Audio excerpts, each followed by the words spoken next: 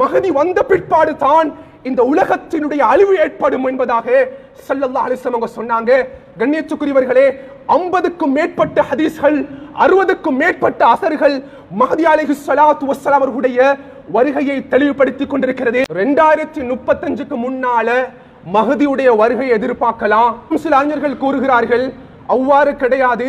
2050க்கு முன்னால இந்த உலகத்தில் மஹதியுடைய வருகையை எதிர்பார்க்கலாம். இந்த மஹதி அலைஹிஸ்ஸலாம் உலகத்தினுடைய எத்திசையிலிருந்து தோன்ற போகிறார். இந்த மஹதி அலைஹிஸ்ஸலாம் உலகத்து வாரத்துக்கு முன்னால உலகத்தில் ஏற்படக்கூடிய சேஞ்சஸ் என்ன? ஸல்லல்லாஹு அலைஹி வஸல்லம் தெளிவாக சொன்னாங்க, மின் அஹ்லி பைத்தி, என்னுடைய குடும்பத்திலிருந்து தான் இந்த உலகத்தை ஆட்சி செய்யக்கூடிய ஒரு ஹலீஃபா தோன்றுவார். மஹதி அலைஹிஸ்ஸலாம் முன்னால ஃபாத்திமா ரலியல்லாஹு இருக்கிறாங்க. ஃபாத்திமா, அல்லாஹ் சத்தியமாக ஃபாத்திமா, வல்லதி பஅஸனி பில் ஹக்கி, அல்லாஹ் இந்த நுபுவத் எனக்கு தந்திருக்கிறானோ அந்த நுபுவத் சத்தியமாக ஃபாத்திமா, உங்களோட வம்சத்தில் இருந்து தான் இந்த உலகத்தினுடைய ஹலீஃபா மஹதி வரப்போகிறார் என்று சொன்ன உடனே ஃபாத்திமா ரலியல்லாஹு அவங்களுக்கு ஆச்சரியமாக இருந்தது. கண்ணியமானவர்களே, ஹதீஸ்ல எந்த அளவுக்கு தெளிவுபடுத்தப்படுகிறது என்றால் மஹதியுடைய வருகை எவ்வளவு சத்தியமானது, எவ்வளவு நிச்சயமானது, எவ்வளவு உண்மையானது என்றா ஸல்லல்லாஹு அலைஹி வஸல்லம் சொன்னாங்க, இந்த உலகம் அழியறதுக்கு ஒரே ஒரு நாள் தான் இருக்கிறது. அபூதாவுதுடைய ரிவாயத், லவ்லம் யப்க மினத் துன்யா இல்லா யௌம், உலகம் அழிய போகுது, ஒரே ஒரு நாள் தான் இருக்குது, இன்னும் மஹதி வரல. மக்கள் எல்லாம் பேசிக்கொள்றாங்க, என்னப்பா இன்னும் மஹதிய காணோம், மஹதிய காணோம், மஹதிய காணோம். ஸல்லல்லாஹு அலைஹி வஸல்லம் அவங்க உறுதிப்படுத்துறதுக்கு சொன்னாங்க, அந்த நாள் அல்லாஹ் மஹதியுடைய வருகைக்காக வேண்டி நீடிப்பான்.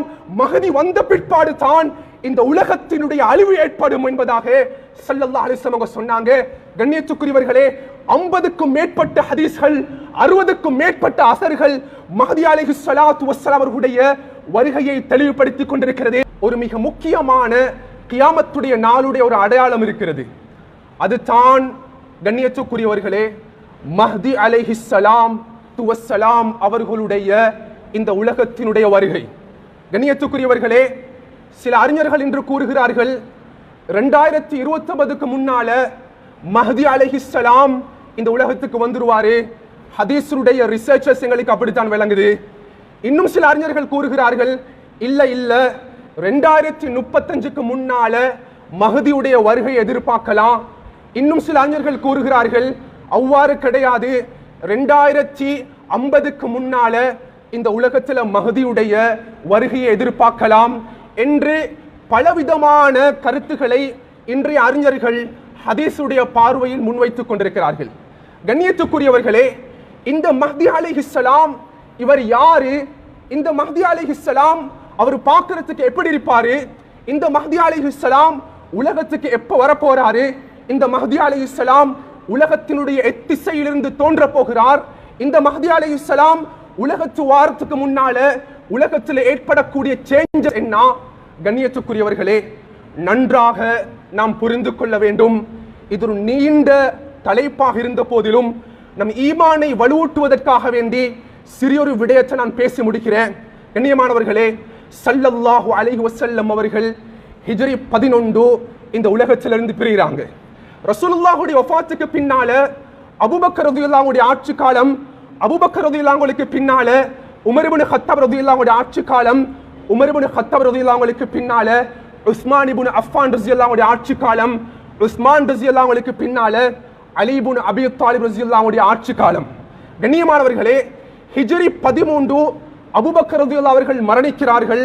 ஹிஜ்ரி 25 உமர் இப்னு கத்தாப் ரலியல்லாஹு அவர்கள் கொலை செய்யப்பட்டு மரணிக்கிறார்கள். ஹிஜ்ரி 35 உஸ்மான் இப்னு அஃபான் ரலியல்லாஹு அவர்களும் கொலை செய்யப்பட்டு மரணிக்கிறார்கள். ஹிஜ்ரி 40 அலி இப்னு அபீ தாலிப் ரலியல்லாஹு அவர்களும் கொலை செய்யப்பட்டு மரணிக்கிறார்கள். 4 குலஃபாக்களையும் 3 குலஃபாக்கள் இந்த உலகத்தில் கொலை செய்யப்பட்டு ஷஹீதானார்கள். கண்ணியமானவர்களே, வரலாற்றை படிக்கலாம். 4வது குலஃபா ஹலீஃபாவான அலி ரலியல்லாஹு அவர்களோட ஹிலாஃபத்துடைய ஆட்சி இந்த உலகத்தில் முடிவடைகிறது. கண்ணியமானவர்களே, அலி இப்னு அபீ தாலிப் ரலியல்லாஹு அவர்கள் ஹிஜ்ரி 40ல வஃபாத் ஆனதுக்கு பின்னால எங்களுக்கு தெரியும் ஸல்லல்லாஹு அலைஹி வஸல்லம் அவங்களுக்கு அல்லாஹ் ஃபாத்திமாவின் மூலமாக அழகிய அற்புதமான 2 பேர குழந்தைகளை கொடுத்திருந்தான். ஃபாத்திமாவுடைய 2 புதல்வர்கள், அலி இப்னு அபி தாலிப் ரலியல்லாஹு அன்ஹு 2 மகன்மார்கள். அதுல முதலாவது ஹசன் ரலியல்லாஹு அவர்கள், இரண்டாவது ஹுசைன் ரலியல்லாஹு அன்ஹு. அந்த ஹிஜ்ரி 40ல அலி ரலியல்லாஹு அவர்கள் மரணிச்சதுக்கு பின்னால கூஃபா வாசிகள் ஒன்று திரண்டு ஹசனிடம் சமூகம் தந்து, ஹசன் உங்களோட தந்தை மரணிச்சிட்டாரே, நீங்க இப்பொழுது எங்களுடைய சார்பாக நாங்க எல்லாரும் பைஅத் செய்கிறோம், நீங்க அடுத்த ஆட்சியை பொறுப்பேற்கிறீங்களா என்று கேட்டவுடன் அந்த ஹசன் ரலியல்லாஹு அன்ஹு மக்களுடைய பிரஷர் தாங்க இயலாம நான் ஆட்சிக்கு வாரேன் என்று ஹிஜ்ரி 40ல ஆட்சிக்கு வராங்க. கண்ணியமானவர்களே, அந்த ஆட்சியை ஹசன் ரலியல்லாஹு அவர்கள் கைக்கு எடுத்து 6 மாதங்கள் கடக்கல்ல. சுப்ஹானல்லாஹ், வரலாற்றை நம்மவர்களுக்கு படித்து பார்க்கலாம். அபூ சுஃபியான் ரலியல்லாஹு அவர்களுடைய மகன் முஆவியா ரலியல்லாஹு அவர்கள் பக்கத்துல வந்து, ஹசன் இந்த ஆட்சியை நீங்க எனக்கு தரணும், இதுக்கு நீங்க தயாரான்னு கேட்டாங்க. கண்ணியமானவர்களே, ஹசன் ரலியல்லாஹு அவர்கள் பார்க்கறாங்க, முஆவியா ரலியல்லாஹு அவங்களுக்கு பின்னால பெரிய ஒரு கூட்டம் இருக்குது, எனக்கு பின்னாலேயும் பெரிய ஒரு கூட்டம் இருக்குது, இந்த ஆட்சியை நான் விட்டு கொடுக்கலாட்டி முஸ்லிம்கள் 2ஆக பிளந்து ஒற்றுமையற்றவர்களாக மாறிடுவாங்க. ஹசன் ரலியல்லாஹு அன்ஹு சொன்னாங்க, முஆவியா அந்த ஆட்சியை நான் உங்களுக்கு தாரேன், அதை பத்தி எனக்கு பிரச்சனை இல்லை, ஆனா சில கண்டிஷன் இருக்குது, அந்த கண்டிஷன் நீங்க நிறைவேற்றீங்களா? நான் நிறைவேற்றுறேன். கண்ணியமானவர்களே, அந்த ஆட்சியை ஹசன் ரலியல்லாஹு அவர்கள் முஆவியா ரலியல்லாஹு அவங்களுக்கு விட்டு கொடுக்குறாங்க. ஆட்சி என்றா பள்ளியுடைய தலைமைத்துவம் அல்ல. கண்ணியமானவர்களே, முழு உலகத்துடைய ஆட்சியையும் ஹசன் முஆவியாவுக்கு விட்டு கொடுத்தாங்க. இந்த இடத்துல தான் அல்லாமா சுயூத்தி ரஹ்மத்துல்லாஹி அவர்கள் ஒரு அழகான ஒரு வாசகத்தை பதிவு செய்கிறார்கள். கண்ணியமானவர்களே, நபி அவங்க உயிரோடு இருக்கக்கூடிய சந்தர்ப்பத்தில் சொன்னாங்க, பின்னால காலத்துல என்னுடைய பேர குழந்தை ஹசனின் மூலமாக முஸ்லிம் சமுதாயம் 2 பிரிவுகளாக பிரியக்கூடிய சந்தர்ப்பத்தில் அல்லாஹ் யுஸ்லிஹுல்லாஹு பிஹி பைனல் ஃபிஅத்தைனில் முஸ்லிமீன், இந்த ஹசனின் மூலமாக அந்த 2 முஸ்லிம் தரப்பினரையும் அல்லாஹ் ஒற்றுமைப்படுத்துவான். இந்த இடத்துல ஹசன் ரலியல்லாஹு அவர்களுடைய அந்த செயல்பாடு ரசூலுல்லாஹுடைய முஅஜிஸாவை தெளிவுபடுத்துகிறது. கண்ணியமானவர்களே, ஹசன் ரலியல்லாஹு அவங்களை பார்த்து அனைத்து முஸ்லிம்களும் சொல்றாங்க, கேவல கெட்டவனே, கேவலமானவனே, யா ஆரல் முஸ்லிமீன், நீ ஏன் இந்த பதவியை விட்டு கொடுத்தா? ஹசன் ரலியல்லாஹு அன்ஹு சொன்னாங்க பதில், இங்க பாருங்க, இந்த பதவியை நான் அல்லாஹ்வுக்காக வேண்டி விட்டு கொடுத்திருக்கிறேன், வேற எந்த நோக்கமும் இல்ல. for the sake of almighty, அல்லாஹ்வினுடைய அந்த நோக்கம் தான் இந்த பதவியை விட்டு கொடுத்திருக்கிறேன், வேற ஒன்றும் எனக்கு ஏசவானாம். கண்ணியமானவர்களே, அந்த கூஃபாவுல இருந்து ஹசன் ரலியல்லாஹு அவர்கள் மதீனாவுக்கு போறாங்க. மதீனாவுக்கு போனதுக்கு பின்னால அதே முஆவியா ரலியல்லாஹு அவருடைய மகன் யஸீத் இப்னு முஆவியா ஹசன் ரலியல்லாஹு அவருடைய மனைவி ஜஅதா பின்த் அஷ்அஸிடம் வந்து, ஜஅதா, உங்களுடைய கணவன் ஹசன் உங்களுக்கு தெரியும், நான் ஒரு டீல் உங்களோட பண்றேன். என்ன டீல் என்றா, அதற்குரிய பிரதிஉபகாரத்தையும் நான் உங்களுக்கு செய்றேன். உங்களுடைய கணவருக்கு நீங்க நஞ்ச கொடுக்கணும், அந்த உணவுல அந்த ஹசன் வஃபாத்தாக போறத நான் பார்க்கணும். இந்த டீலுக்கு நீங்க ஓகேயான்னு கேட்ட உடனே, கண்ணியமானவர்களே, ஜஅதா சொன்னால் ஹசனுக்கு நான் நஞ்சு ஊற்றேன். கண்ணியமானவர்களே, ஹசன் ரலியல்லாஹு அவர்களுடைய உணவில் நஞ்சு கலக்கப்படுகிறது. ஹசன் ரலியல்லாஹு அந்த உணவை சாப்பிடுறாங்க. சுப்ஹானல்லாஹ், அவர்களுடைய மரணம் ஏற்படுகிறது. இந்த சந்தர்ப்பத்திலையும் ஸல்லல்லாஹு அலைஹி வஸல்லம் சொன்னாங்க, உயிரோடு இருக்கக்கூடிய சந்தர்ப்பத்தில் என்னுடைய பேரப்புள்ளை ஹசன் நஞ்சூட்டப்பட்டு இந்த உலகத்தில் மௌத்தாகுவான். பக்கத்தில் இருந்த மகள் ஃபாத்திமா சொன்னாங்க, யா ரசூலல்லாஹ், நீங்க துஆ செஞ்சா அதை பாதுகாக்கலாம் யா ரசூலல்லாஹ்.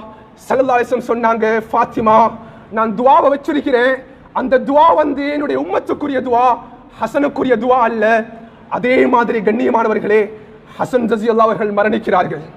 இந்த இடத்துல நாங்க தலைமைத்துவத்தில் இருக்கிறவங்க இருக்கிறோம், பொறுப்புதாரிகள் இருக்கிறோம், வீட்டுடைய தலைமைத்துவம், மெம்பர்ஷிப், உலகத்துடைய தலைமைத்துவம், பட்டம் பதவிகள் உள்ளவர்கள் இருக்கிறோம்.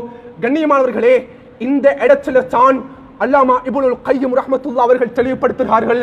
அவங்களுடைய மனாருல் முனீஃப் என்ற கிரந்தத்துல, உலகத்துல ஒரு முஸ்லிம் வாழ்ந்து கொண்டிருக்கிறான், அல்லாஹ்வுக்காக வேண்டி ஒரு விடயத்தை விட்டு கொடுக்கிறான், அல்லாஹ்வுக்காக வேண்டி ஒரு விடயத்தை இந்த உலகத்தை செய்யறான்.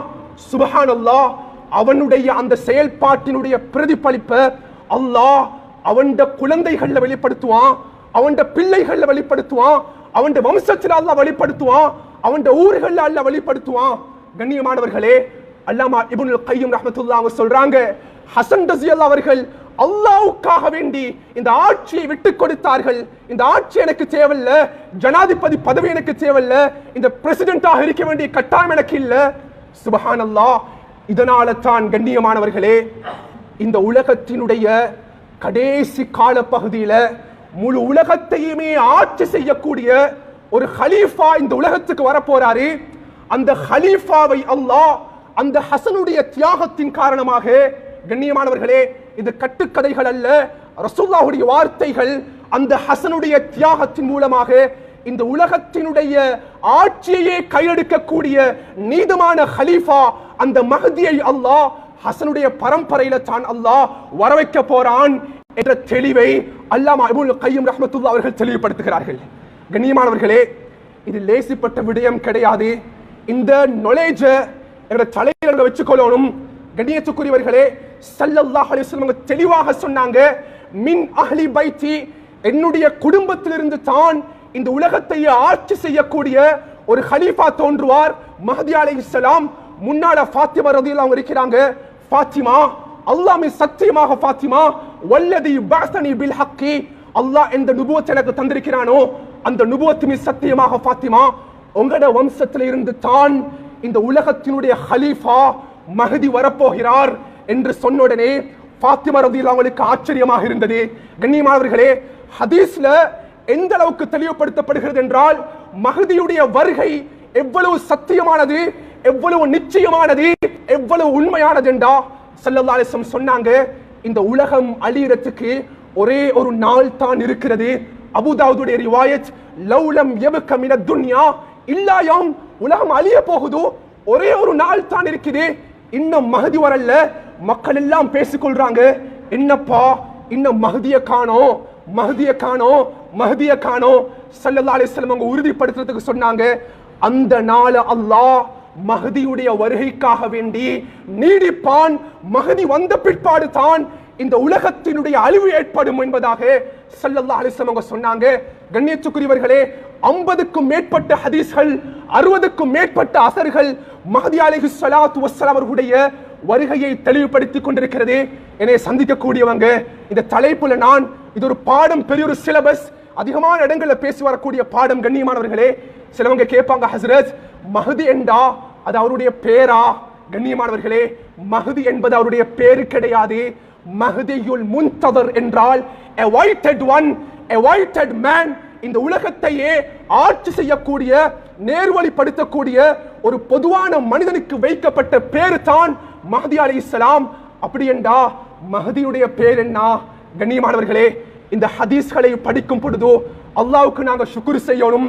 இதை படிக்கக்கூடிய சந்தர்ப்பத்தை அல்லாஹ் எங்களுக்கு தந்திருக்கிறான். அது மட்டும் இல்லாமல் இதை பகிர்ந்து கொள்ளக்கூடிய சந்தர்ப்பத்தையும் அல்லாஹ் தந்திருக்கிறான். கண்ணியமானவர்களே, ஸல்லல்லாஹு அலைஹி வஸல்லம் அவங்க சொன்னாங்க, அந்த மஹ்தியுடைய பேர் என்ன தெரியுமா? யுவாதிஉ இஸ்முஹு இஸ்மி, ஏ சஹாபாக்களே, என்னுடைய பேர் தான் அந்த மஹ்தியுடைய பேர். ரசூலுல்லாஹுடைய பேர் என்னது? முஹம்மது. அந்த பேர் தான் மஹ்தியுடைய பேர். சஹாபாக்களே, வஸ்மு அபீஹி இஸ்மா அபி, என்ற தந்தையுடைய பேர் தான் மஹ்தியுடைய தந்தையுடைய பேர். ரசூலுல்லாஹுடைய தந்தையுடைய பேர் என்ன? அப்துல்லா, முஹம்மது இப்னு அப்துல்லா. ரசூலுல்லாஹுடைய பேரும் ரசூலுல்லாஹுடைய தந்தையுடைய பேரும் மஹ்தியுடைய பேர் என்ன தெரியுமா? முஹம்மது இப்னு அப்துல்லா. அதே பேர். கண்ணியமானவர்களே, இந்த ஹதீஸை படிக்கும் பொழுது ஆச்சரியமாக இருந்தது.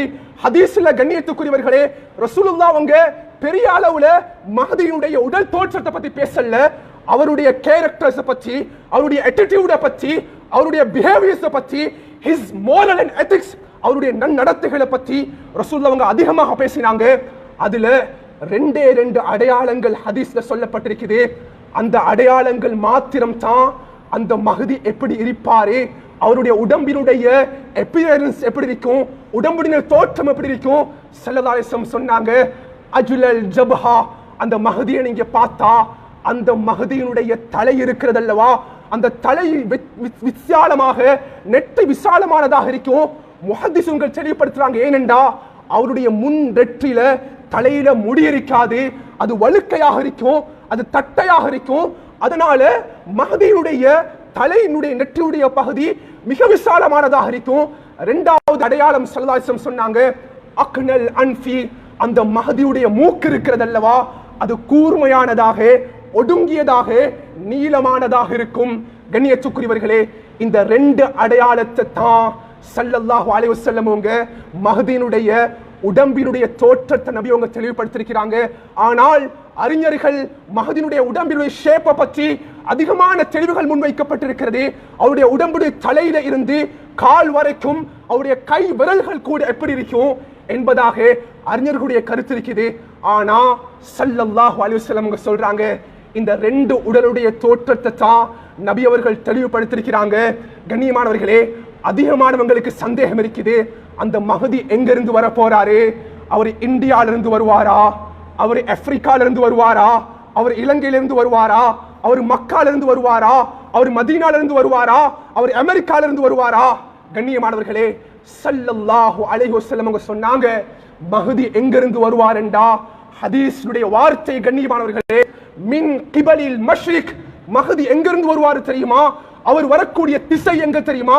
அவர் வருவாரு கிழக்கு தேசத்திலிருந்து, ஈஸ்டர்ன் டைரக்ஷன்ல இருந்து அவர் மஹதி வருவாரு. ஈஸ்டர்ன் பகுதி கிழக்கு தேசம் என்பதாக ஸல்லல்லாஹு அலைஹி வஸல்லம் இந்த வார்த்தையை பாவிக்கிறாங்க. அறிஞர்கள் கூறுகிறார்கள், ஸல்லல்லாஹு அலைஹி வஸல்லம் இந்த ஹதீஸை மதீனாவுல வச்சு தான் சொன்னாங்க. மதீனாவுடைய கிழக்கு பகுதி அதை எடுத்துக்கொண்டா அது நஜ்தைனுடைய பகுதி, பஹ்ரைனுடைய பகுதி இல்ல. இல்ல, நபியவங்களுடைய நோக்கம் என்னண்டா முழு உலகத்தையும் டார்கெட் பண்ணி நபியவங்க சொன்னாங்க, முழு உலகத்தினுடைய கிழக்கு பகுதி எடுத்தோம்டா அது ஈரானும் வரும், ஈராக்கும் வரும், பாகிஸ்தானும் வரும், உஸ்பெகிஸ்தானும் வரும், தாஜிஸ்தானும் வரும், இந்தியாவும் வரும், சைனாவும் வரும். கண்ணியமானவர்களே, எல்லாமே உலகத்தினுடைய கிழக்கு திசை தான். ஒரே ஒரு விடயம் விளங்குது, என்னண்டா ஸல்லல்லாஹு அலைஹி வஸல்லம் அந்த மஹதி எந்த திசையிலிருந்து வருவார் என்ற திசையை மாத்திரம் தான் குறிப்பிட்டிருக்கிறார்கள். ஆனால் மஹதி எந்த தேசத்திலிருந்து வருவார் என்ற தெளிவான ஹதீஸ் கிடையாது. கண்ணியமானவர்களே, இப்பொழுது எங்களுக்கு மஹதியுடைய பேரும் தெரியும், மஹதியுடைய தோற்றமும் தெரியும், மஹதி எங்கிருந்து வருவாரு என்ற திசையும் தெரியும். இதை அறிந்த பிற்பாடு கண்ணியமானவர்களே, இப்ப எங்கட உள்ளத்துல ஒரு சந்தேகம் ஏற்படலாம். இப்ப இருக்கக்கூடிய உலகத்தினுடைய சிச்சுவேஷன் இது மஹதி வருவதற்குரிய காலத்துக்கு தோதாக சூட்டபிளாக இருக்கிறதா? மஹதியினுடைய காலமாக இந்த காலத்தை எங்களுக்கு அப்சர்வ் பண்ணலாமா? கண்ணியமானவர்களே, 3 விடயங்கள் இருக்கிறது. இந்த 3 விடயங்களை ஹதீஸ்ல வந்த விடயத்தை பகிர்ந்து கொள்ளுங்கள். மஹதி உலகத்துக்கு வாரத்துக்கு முன்னால 3 விதமான அடையாளங்கள், உலகத்துல முக்கியமான அடையாளங்களை ஸல்லல்லாஹு அலைஹி வஸல்லம் சொன்னாங்க.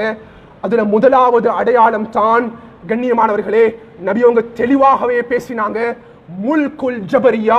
இந்த உலகத்துல எல்லா திசையிலையும் மோசமான, பிடிவாதமான, அடக்கி முறையில ஆட்சி செய்யக்கூடிய ஆட்சி இந்த உலகத்துல உருவாகும். அந்த ஆட்சிக்கு பின்னால தான் மஹதியுடைய வருகையை எதிர்பாருங்க.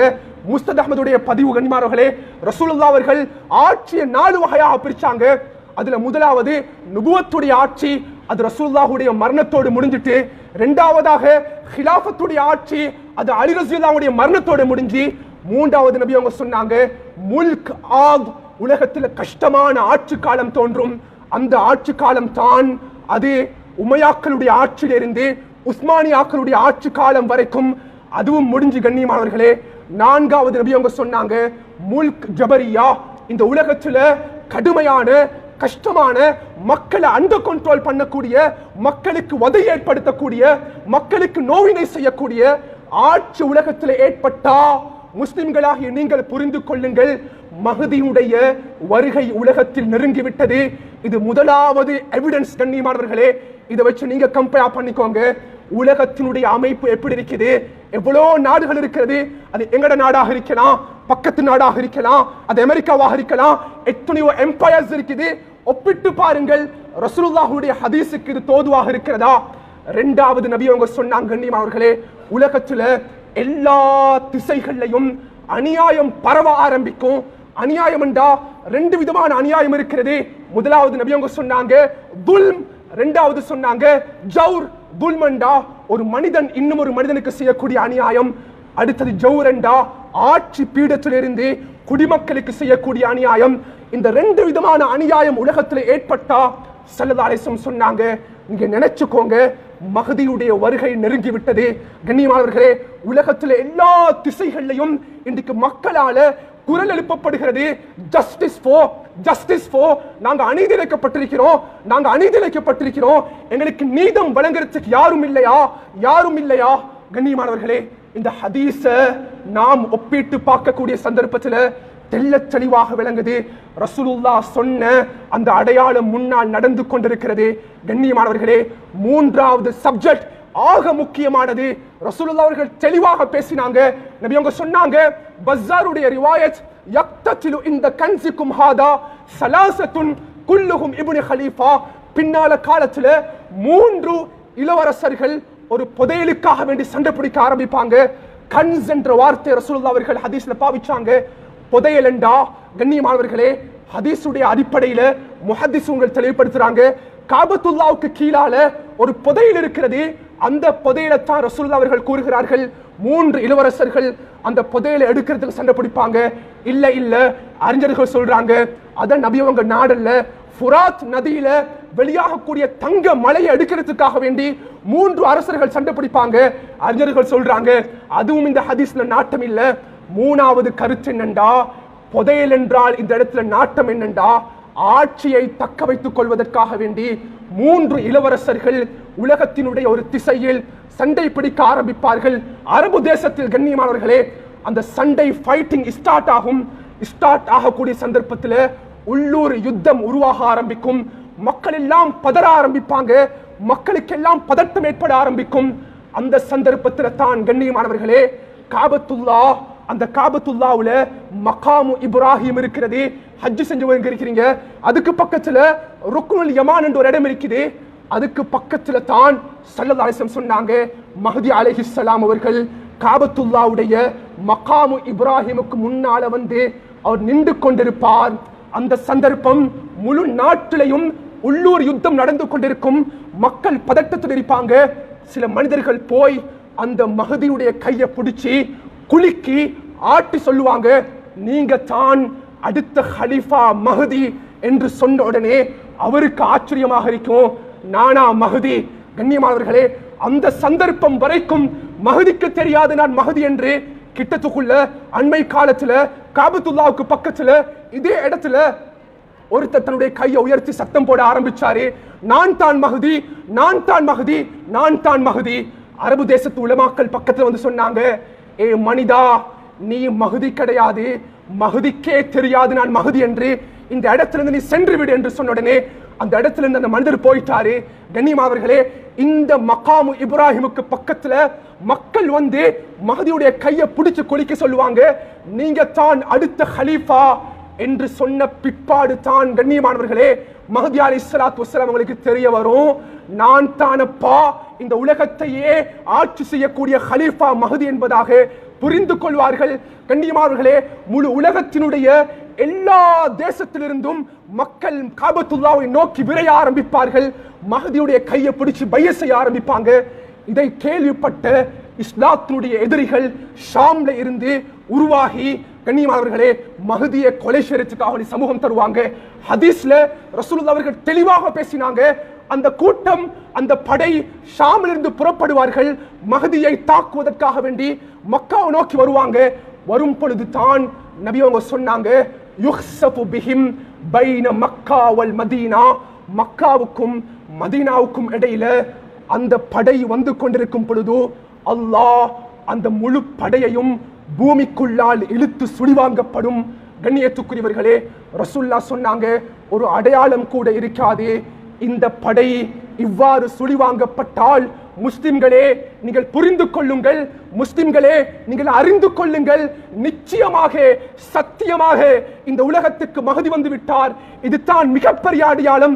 கண்ணியத்துக்குரியவர்களே, அந்த மக்கா தான் ஹை செக்யூரிட்டி ஜோனாக இருக்கும், அந்த மக்கா தான் மிகப்பெரிய மர்கஸாக இருக்கும். அனைத்து ஃபோர்ஸஸும் மக்கால இருந்து தான் ஒரு உலகத்துக்கும் அனுப்பப்படும். இந்த சந்தர்ப்பத்தில் மஹ்தி அலைஹிஸ்ஸலாத்து வஸ்ஸலாம் அவங்களுக்கு இன்னும் படைகள் தேவைப்படும். ஹதீஸ்ல நபி அவங்க தெளிவாக சொன்னாங்க, இந்த சந்தர்ப்பத்தில் தான் கண்ணியமானவர்களே ஹுராசானுடைய பகுதியில் இருந்து கருப்பு கொடிகளை தூக்கி கொண்டு ராயாத்து சூத் என்பதாக அழைக்கப்படும் அந்த படை உலகத்திலேயே பலமான படையாக இருக்கும். யாருக்கும் அந்த படை கிட்ட நெருங்க முடியாது. அந்த படைக்கு ஸல்லல்லாஹு அலைஹி வஸல்லம் அதிலிருந்து பேர் வச்சாங்க கருப்பு கொடியை தூக்கி கொண்டு. கண்ணியமானவர்களே, ஹுராசானுடைய பகுதியிலிருந்து வருவாங்க. ஏன் கருப்பு கொடி என்றா ரசூலுல்லாஹுடைய கொடியும் கருப்பு கொடி தான். எல்லாரும் இந்த இடத்துல ஒரு விடயத்தை நாங்க புரிஞ்சு கொள்ளணும். இன்றைக்கு உலகத்துல தடை செய்யப்பட்ட ஒரு இயக்கம் இருக்கிறது. இந்த மிம்பர் மேடை அதை பேசுறதுக்கு நான் பயப்படுறேன். கண்ணியமானவர்களே, அவங்க சொல்றாங்க ரசூலுல்லாஹ் எங்களை தான் சுட்டி காட்டிருக்கிறாங்க, கருப்பு கொடியை நாங்க வச்சிருக்கிறோம். இன்றைக்கு ஒரு பேரை வச்சுக்கொண்டு உலகத்துல முழு உலகத்திலும் இஸ்லாத்துக்கு மாற்றமான செயல்கள் செய்யப்படுது. எல்லாருக்கும் அவங்கள பத்தி தெரியும். அவங்களும் கருப்பு கொடி தான் யூஸ் பண்றாங்க. நல்லா புரிஞ்சுக்கோங்க. அவங்க இல்ல கண்ணியமானவர்களே, நபி அவங்க சொன்னாங்க மஹ்தியுடைய வருகைக்கு பின்னால் கருப்பு கொடியை சுமந்து கொண்டு அந்த கொடி மக்கமா நகரத்துக்குள்ளால் நுழையும். கண்ணியமானவர்களே, அந்த மக்காவுல இருந்து தான் முழு உலகத்துக்கு போர்சஸ் அனுப்பப்படும். எப்படி போர்சஸ் போகும் என்றா, எங்கெல்லாம் முஸ்லிம்கள் அநியாயம் செய்யப்படுறாங்களோ அந்த இடத்துக்கு அந்த படை முன்னால போய் நிற்கும். நின்ற உடனே யகூதிகள் கேட்பாங்க, உங்களுக்கு என்ன வேலை இந்த இடத்துல? நீங்க ஏன் தெரியாத இந்த இடத்துக்கு வந்திருக்கிறீங்க? உங்களுக்கும் இவங்களுக்கும் என்ன சம்பந்தம்? அந்த படை கூறும். மஹ்தி அலைஹிஸ்ஸலாம் சொல்லுவாங்க, அவர்கள் முஸ்லிம்கள், எங்களுடைய சகோதரர்கள், நாங்க அவங்களுக்கு உதவி செய்ய வந்திருக்கிறோம். கண்ணியத்துக்குரியவர்களே, முழு உலகத்திலேயுமே நீதம் நிலைநாட்டப்படும். முழு உலகமுமே மஹ்தியுடைய கண்ட்ரோலுக்கு வரும். ஸல்லல்லாஹு அலைஹி வஸல்லம் சொன்னாங்க 7 வருஷம் இந்த உலகத்தில் மஹ்தி ஆட்சி செய்வாரு. அந்த 7 வருஷத்துக்குள்ள தான் தஜ்ஜால் வருவான். அந்த 7 வருஷத்துக்குள்ள தான் ஈசா அலைஹிஸ்ஸலாம் வருவாங்க. அந்த 7 வருஷம் எப்படிப்பட்ட வருஷமாக இருக்குமெண்டா, கண்ணியமானவர்களே, முழு உலகத்திலேயும் செழிப்பு உண்டாகும். மக்கள் சந்தோஷமாக இருப்பாங்க. அழகான ஆட்சி நடக்கும். எப்படி என்றா ரசூலுல்லாஹ் தெளிவுபடுத்தினாங்க, அந்த காலத்துல தான் பரக்கத்துகள் பெருக ஆரம்பிக்கும். எப்படிப்பட்ட பரக்கத்துண்டா, ஒரு ஒட்டகத்துல பாலை கறப்பாங்க. அந்த பாலை எடுத்து பெரிய ஒரு சமுதாயமே பருக ஆரம்பிக்கும். சுப்ஹானல்லாஹ். ரசூலுல்லாஹ் சொன்னாங்க, அந்த காலத்துல தான் ஒரு மாதுளம் பழத்தை பிச்சை எடுப்பாங்க. எடுத்து அந்த மாதுளம் பழத்தை சாப்பிடுவாங்க. சாப்பிட்டுட்டு யஸ்ததில்லூன பிகிஹ்ஃபிஹா, அந்த மாதுளம் பழத்தினுடைய அந்த தோல் மேல் பகுதியை எடுத்து அதை நட்டி கொடையாக அதை எடுத்துக் கொள்வார்கள். அவ்வளவு விசாலமான மாதுளம் பழமாக இருக்கும். ஆடு மாடுகள் பெருக ஆரம்பிக்கும். தங்கம் வெள்ளி பெருக ஆரம்பிக்கும். மஹ்தி அலைஹிஸ்ஸலாம் மக்களுக்கு பணத்தையும் தங்கத்தையும் வாரி வாரி கொடுப்பாங்க. கண்ணியத்துக்குரியவர்களே, 7 வருஷம் முடிகிறதோட மஹ்தியினுடைய மரணம் ஏற்படும். சுப்ஹானல்லாஹ். அந்த சந்தர்ப்பத்தோடையே உலகத்தினுடைய பெரிய அடையாளங்களும் நடக்க ஆரம்பிச்சிரும். 7வது வருஷம் மஹ்தி அலைஹிஸ்ஸலாம் மரணித்த பிற்பாடு, கண்ணியமானவர்களே, இந்த உலகம் பழைய நிலைமைக்கு பாவங்களும் அநியாயங்களும் விபச்சாரங்களும் திருட்டும் உருவாக ஆரம்பிக்கும். நபி அவங்க சொன்னாங்க, முஸ்லிம்களே, லா ஹைர ஃபித் துன்யா பஅதா, மஹ்தி எப்பொழுது வஃபாத் ஆகிறாரோ அதுக்கு பின்னால இந்த உலகத்துல வாழ்றதுக்கு எந்த அர்த்தமும் கிடையாது. சுப்ஹானல்லாஹ். மோசமான மனிதர்கள் மாத்திரம் தான் உலகத்தில் வாழ ஆரம்பிப்பார்கள். அவர்களை வைத்து தான், கண்ணியத்துக்குரியவர்களே, உலகத்தினுடைய கியாமத்துடைய நாள் உண்டாகும். அண்மை காலத்துல அதிகமான ஒரு வீடியோ பார்த்திருப்பீங்க. ஆப்பிரிக்காவுடைய பகுதியில, கண்ணியமானவர்களே, ஒரு அரபி என்ன செய்யறாருண்டா, நடு பஜாரால் நடந்து கொண்டு போய் ஒரு உயரமான இடத்துக்கு ஏறி மக்கள் எல்லாத்தையும் கூப்பிட்டு அழைச்சு கூறுகிறாரு, மக்களே, நீங்க ஏன் தொழாம இருக்கிறீங்க? மக்களே, ஏன் பாவத்தில் இருக்கிறீங்க?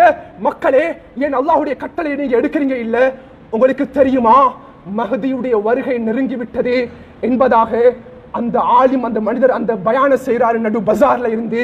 இந்த பயான் அரபு தேசத்தில் இருக்கக்கூடிய சவுதியுடைய உலமாக்கள், கத்தார்ல, குவைத்ல, மிஸ்ர்ல எல்லா உலமாக்களுக்கும் இந்த மனிதனுடைய பேச்சு ஆச்சரியத்தை ஏற்படுத்தியது. கண்ணியமானவர்களே, நன்றாக நாம் புரிந்து கொள்ள வேண்டும். நாம் ஒரு பயங்கரமான ஒரு காலத்தில் இருக்கிறோம் என்ற விடயத்தில் எந்த சந்தேகமும் கிடையாது. ரசூலுல்லாஹை பார்த்து சில சஹாபாக்கள் கேட்பாங்க, யா ரசூலல்லாஹ், கியாமத்துடைய நாள் எப்ப வரும் யா ரசூலல்லாஹ்? நபி அவங்க பதில் சொல்லுவாங்க, ஏ மனிதா, அந்த கியாமத்துடைய நாளுக்காக நீ என்ன தயார் செஞ்சு வச்சிருக்கிறான்னு நபி அவங்க கேட்பாங்க. கண்ணியத்துக்குரியவர்களே, நான் அதே கேள்வியை கேட்கிறேன். நாங்க அது நானாக இருக்கலாம், என்னுடைய நஃப்ஸாக இருக்கலாம், முன்னால் அமர்ந்திருக்கக்கூடிய நீங்களாக இருக்கலாம், என்னுடைய குடும்பமாக இருக்கலாம், என்னுடைய உறவினர்களாக இருக்கலாம். கண்ணியமானவர்களே, அடுத்த கட்டம் எனக்கு வஃபாத் வந்துட்டுண்டா அடுத்த கட்டம் எனக்கு மௌத்து வந்துட்டா, கண்ணியமானவர்களே, நான் அதற்குரிய தயாரிப்பை நான் செஞ்சிருக்கிறேனா என்ற தெளிவோட இந்த உலகத்தில் வாழக்கூடிய சந்தர்ப்பத்தை எல்லாரும் யோசிச்சுக்கோங்க. அல்லாஹு தஆலா இந்த விடயத்தை என்னோட வாழ்க்கையில எடுத்து நடக்கூடிய சந்தர்ப்பத்தை முழுமையாக அல்லாஹ் கபூல் செய்வானாக.